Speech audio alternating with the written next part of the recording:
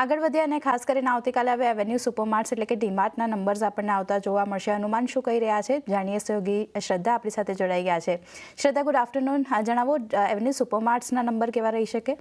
જી, good afternoon. Avenue સુપરમાર્ટ્સના Q1ના જે results આવવાના છે એના અનુમાન પર નજર કરીએ તો સૌથી પહેલાં રેવન્યુની વાત કરીએ.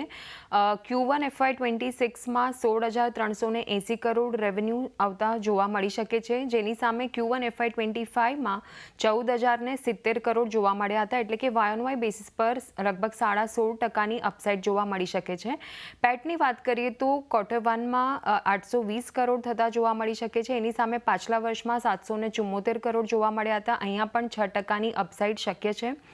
એબિટા પર નજર કરીએ તો 1,360 કરોડ થતા જોવા મળી શકે છે આવનારા રિઝલ્ટ્સમાં, અને એની સામે પાછલા વર્ષના Q1માં 1,221 કરોડ જોવા મળ્યા હતા. એબિટા ચેન્જ જોવા મળશે, લગભગ 12%ની અપસાઇડ. અને એબિટા માર્જિન્સની વાત કરીએ તો લગભગ 8.25% જોવા મળી શકે છે એઝ કમ્પેર ટુ 8.7%.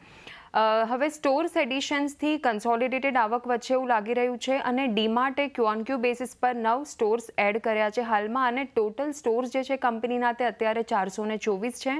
અને SSG એટલે કે સેમ સ્ટોર સેલ્સ ગ્રોથમાં પણ મિડથી લઈને હાઈ સિંગલ ડિજિટ ગ્રોથ શક્ય છે, અપેક્ષિત છે. અને રિટેલિંગના ઊંચા ખર્ચને કારણે એટલે કે ઓપરેટિંગ એક્સપેન્સીસના કારણે પણ એબિટા માર્જિન્સમાં દબાણ જોવા મળી શકે છે. ત્યારબાદ ક્યાં ફોકસ રાખવાનું રહેશે તો ડિમાન્ડ આઉટલુક પર, ક્વિક કોમર્સ ઇમ્પેક્ટ પર, કે જે ક્વિક કોમર્સ તરફથી કંપનીને કોમ્પિટિશન આવતી જોવા મળશે અને કંપની કઈ રીતે કેટર કરી રહી છે, અને સાથે જ સ્ટોર્સ અને જ્યોગ્રાફી એક્સપાન્શન પર નજર રાખવાની રહેશે કે કઈ રીતે કંપની સ્ટોર્સમાં એક્સપાન્શન અને ડેવલપમેન્ટ કરી રહી છે.